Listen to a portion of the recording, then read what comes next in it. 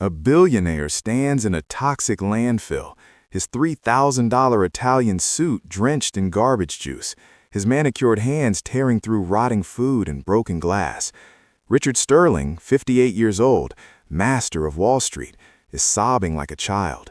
20 feet away, a woman in her 50s watches from the safety of a taxi, her face expressionless, a small notebook clutched in her hands. Inside that notebook is a 24-word password worth $52 million, and she's the only person on earth who knows it. How did the most arrogant man in finance end up begging his secretary for mercy? This is the story of the hardest lesson money can't buy, and it starts 3 hours earlier, in a penthouse office where respect was about to be thrown in the trash, along with everything else. Richard Sterling didn't believe in sentiment. He believed in numbers, leverage, and the cold mathematics of domination. For 30 years, he had built an empire on a simple philosophy. Everything and everyone is either useful or obsolete. There is no middle ground. There is no nostalgia. There is only profit and trash. His office reflected this perfectly. Floor-to-ceiling windows overlooking Manhattan, minimalist furniture worth more than most people's homes, and technology so cutting-edge it hadn't even been released to the public yet. Everything was white, steel, and glass. Everything was controlled. Everything was new. Richard Sterling hated old things. He hated clutter. He hated anything that reminded him of weakness or the past. And on this particular Tuesday morning, he decided it was time for another purge. He walked through his office like a general inspecting a battlefield, pointing at objects with the casual cruelty of someone who has never been told no. A vintage pen set from his first company? Trash. An award from a financial magazine? Trash. A leather portfolio from a former business partner? Trash. Then he saw it. Sitting on a shelf behind a stack of quarterly reports was an old external hard drive. It was scratched, dusty, with a yellowed sticker on the front that read BTC 2012 in faded marker. Richard picked it up, turned it over in his hands with visible disgust, and without a second thought, hurled it into the metal trash bin beside his desk. The sound echoed through the office like a gunshot. "Technological garbage," he muttered. "I hate old junk." In the corner of the room, barely visible behind the organized chaos of filing cabinets and printer stations, stood Clara Mendez, 52 years old, simple glasses, gray hair pulled back in a practical bun, a woman so quiet, so efficient, so invisible that most people in the building didn't even know her name. She had been Richard Sterling's executive secretary for 23 years, 23 years of arriving early and leaving late, 23 years of fixing his mistakes, covering his gaps, remembering what he forgot, 23 years of being treated like office furniture. When she saw the hard drive fall into the trash, her eyes widened, her mouth opened slightly. She took a half step forward, as if to speak, but Richard cut her off before she could make a sound. "Bring me my coffee, Clara, and tell cleaning to take this out immediately." His tone wasn't angry. It was worse. It was indifferent. The tone you'd use to dismiss a piece of equipment that stopped working. Clara stood frozen for a moment, staring at the trash bin. Then she nodded, turned, and walked out of the office without a word. Richard Sterling had just thrown away $52 million, and Clara Mendez had a very specific reason for not stopping him. To understand why, you need to understand who Richard Sterling really was. Not the version he presented to shareholders and journalists. The real version. The one Clara saw every single day. Sterling was the kind of boss who screamed at assistants for bringing him coffee at the wrong temperature, who fired people for typos in emails, who made junior analysts work until 3 in the morning and then berated them for looking tired. He had gone through 14 assistants in 5 years before Clara. Most quit within months. Some cried. One had a panic attack so severe she had to be hospitalized. But Clara stayed. Not because she was weak, but because she understood something the others didn't. She understood that Richard Sterling was brilliant in one very specific way, and utterly helpless in every other. He could read market trends like poetry. He could negotiate billion-dollar deals with ruthless precision. But he couldn't remember his own phone password. He didn't know where his important documents were stored. He had no idea how his own email system worked. Clara knew everything. She remembered everything. And she wrote everything down. In her desk drawer, Hidden beneath expense reports and scheduling calendars was a small leather notebook. It was old, worn, with pages soft from years of handling. Inside were 23 years of institutional memory, passwords, bank details, promises made and broken, private conversations, embarrassing incidents Sterling wanted buried, everything. Clara had learned early that working for Richard Sterling meant being the external hard drive for his entire life. He didn't value her, but he needed her. And somewhere deep in that notebook, on a page marked 2012, December, was an entry that would change everything. The year was 2012. Bitcoin was still a joke to most of Wall Street, a digital fantasy for anarchists and computer nerds. The price had just broken $10 per coin, and the finance world was laughing. But at Sterling Capital's annual holiday party, Richard Sterling was drunk, very drunk, champagne drunk, cocaine confident. And someone, probably a young tech-savvy analyst trying to impress the boss, had convinced him that buying Bitcoin would be hilarious, a joke investment, something to brag about at cocktail parties. So Sterling, barely able to stand, pulled out his phone and authorized a purchase. $25,000. Pocket change to him. The kind of money he'd spend on a watch and forget about. The analyst set everything up for him, stored the Bitcoin in a cold wallet on an external hard drive, and handed it to Sterling with a grin. "Keep it safe, boss. You're going to be rich." Sterling stumbled across the office, found Clara organizing gift bags, and tossed the hard drive onto her desk like it was a piece of junk mail. "Hey, Clara, keep this somewhere. If it's ever worth anything, we'll split it, you and me, 50-50, I promise." He laughed, patted her shoulder with drunken affection, and stumbled away to hit on someone from accounting. Clara picked up the hard drive. She looked at the sticker. She opened her notebook and wrote down the date, the promise, and the password recovery phrase the analyst had written on a sticky note. 24 words. A mnemonic seed phrase that would unlock the wallet. Then she filed the hard drive away in a cabinet and went back to work. Richard Sterling never mentioned it again. Not once. Not in 12 years. But Clara never forgot. And now, in 2024, with Bitcoin trading at record highs, that forgotten joke was worth $52,400,000, and Richard Sterling had just thrown it in the trash. 3 hours passed. Clara brought Sterling his lunch, answered his calls, and rescheduled 2 meetings.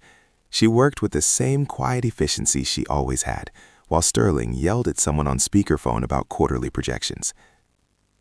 Then, at exactly 2:15 p.m., everything changed.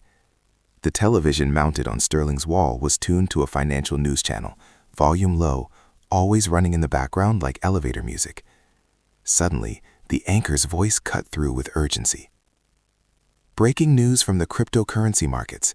Bitcoin has shattered all previous records, reaching a new all-time high of $87,000 per coin. Early investors, particularly those who purchased during the 2011 to 2013 window, are now sitting on generational wealth. Financial analysts are calling it the greatest return on investment in modern history." Richard Sterling froze mid-sentence. His fork clattered onto his plate. His face went pale, then red, then pale again. His hand started trembling. You could actually see the memory trying to resurface through 12 years of champagne and cocaine and ego. The party, the analyst, the hard drive, the Bitcoin.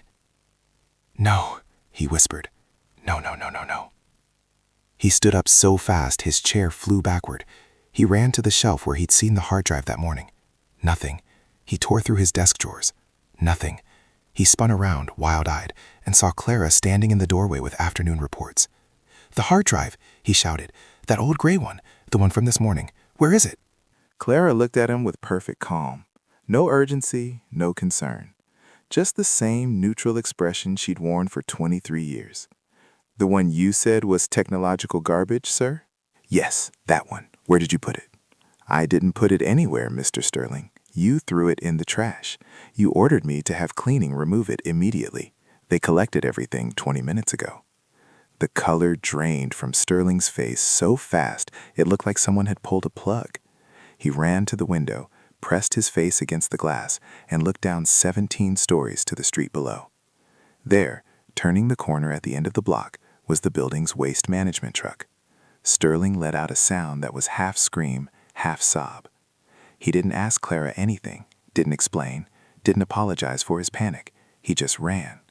He heard his footsteps pounding down the hallway, heard the emergency exit door slam open, heard him shouting at someone to hold the elevator. She walked slowly to the window and looked down. Moments later, Sterling burst out of the building's front entrance, his jacket flying behind him, his face red and twisted. He sprinted to the parking garage, and 30 seconds later, his $200,000 sports car came screaming out onto the street, tires smoking. Clara watched him chase the garbage truck through downtown Manhattan traffic. She watched him run a red light. She watched him nearly hit a taxi. Then she picked up her phone, called a car service, and calmly requested a ride to the municipal waste facility on the south side. "No rush," she told the driver. "I have all the time in the world." The New York City Municipal Waste Transfer Station was not designed for billionaires. It was designed for garbage trucks, industrial compactors, and the kind of smell that makes grown men gag. When Richard Sterling's Ferrari pulled up to the chain-link fence, the workers thought it was a joke. Who drives a supercar to a dump? But Sterling wasn't laughing.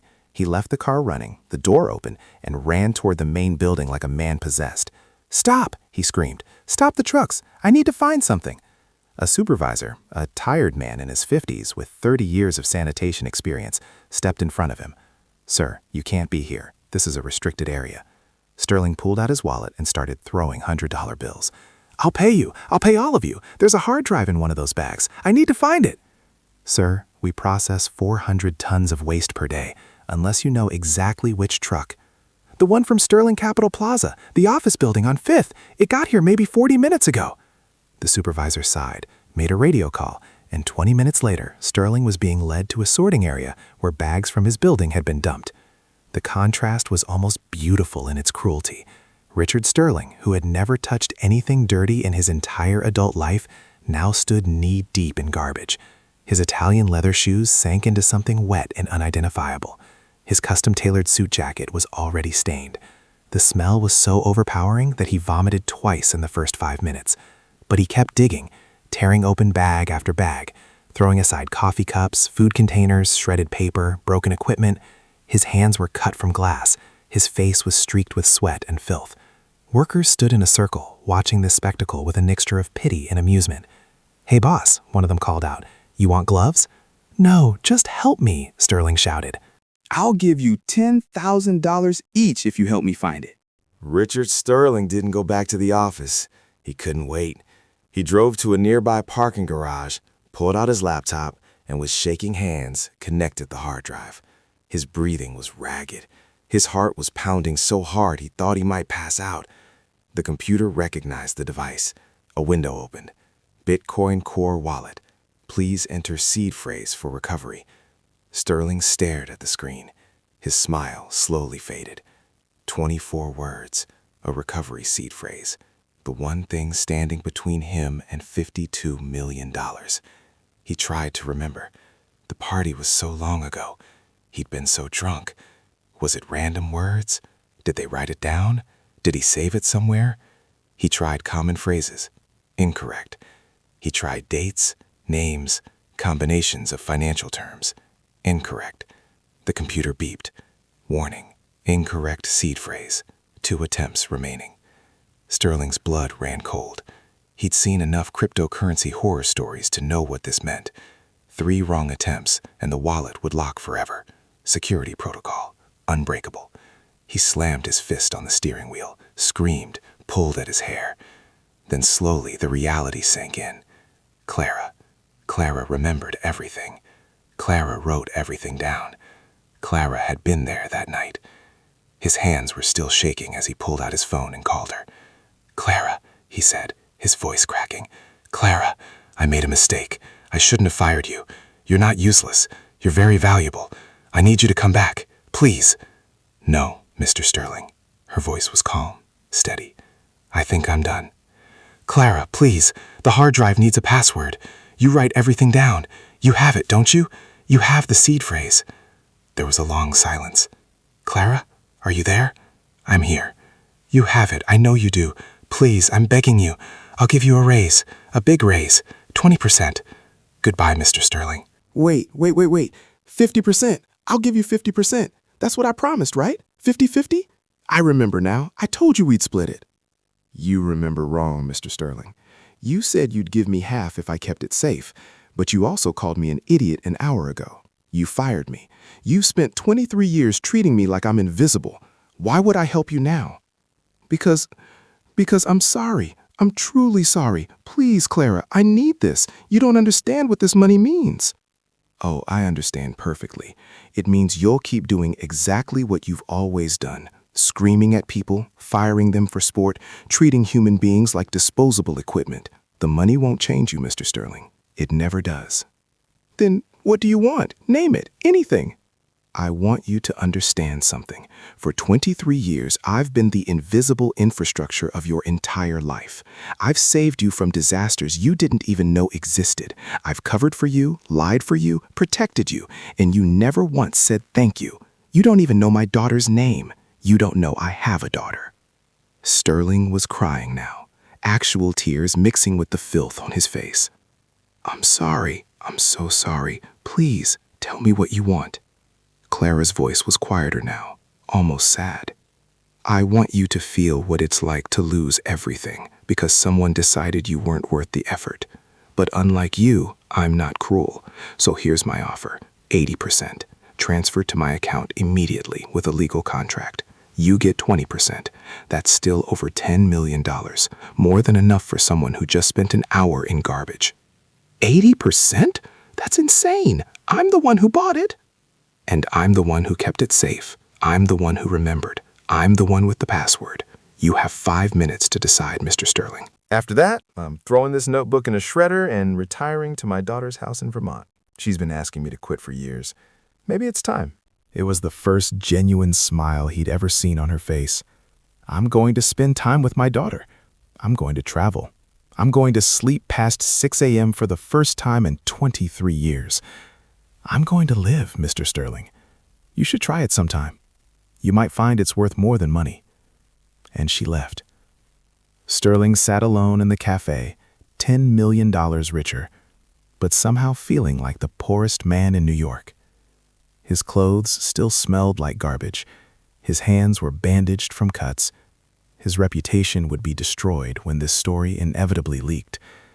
And the woman who had quietly held his entire world together for 2 decades was gone forever.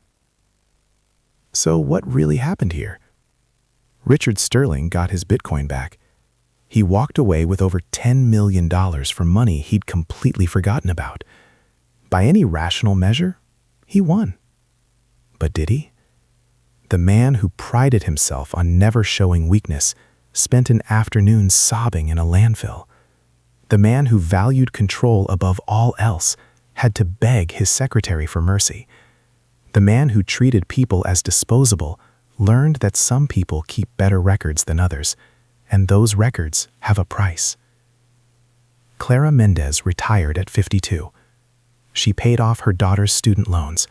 She bought a house in Vermont with a view of the mountains. She started a consulting business helping other assistants document their value and negotiate better treatment. She never spoke to Richard Sterling again. As for Sterling, he did what powerful men always do. He pretended it never happened. He hired a new secretary and continued running his empire. But something had changed. Sometimes late at night, he'd catch himself before snapping at an employee. He'd remember the smell of garbage, the sound of his own begging, the look on Clara's face as she walked away. Money, as it turns out, remembers nothing. It has no loyalty, no memory, no gratitude. It's just numbers on a screen, waiting to be lost or found, spent or saved, earned or thrown away. But people remember everything. Every slight, every kindness, every promise broken and kept. And sometimes, the people you treat as invisible are the only ones who can see what really matters. Richard Sterling threw a hard drive in the trash and lost his dignity. He got the money back, but dignity doesn't have a seed phrase. Once it's gone forever. And that's a lesson worth more than $52 million. This is Money Stories That Matter, where we explore the human cost of financial decisions and the price of power. If this story made you think twice about how you treat the invisible people who hold your life together, hit that like button. If you've ever been the Clara in someone else's story, drop a comment below. Tell us what happened. Tell us how it ended. And if you're currently treating someone like Richard Sterling treated Clara, maybe take a second to say thank you. It costs nothing, but it might save you a trip to the landfill. Subscribe to Money Stories That Matter for more true stories about money, power, and the humans caught in between. Because in the end, every dollar has a story, and every story has a price. Thanks for watching, and remember, the most valuable things in life are the ones you can't put in a wallet.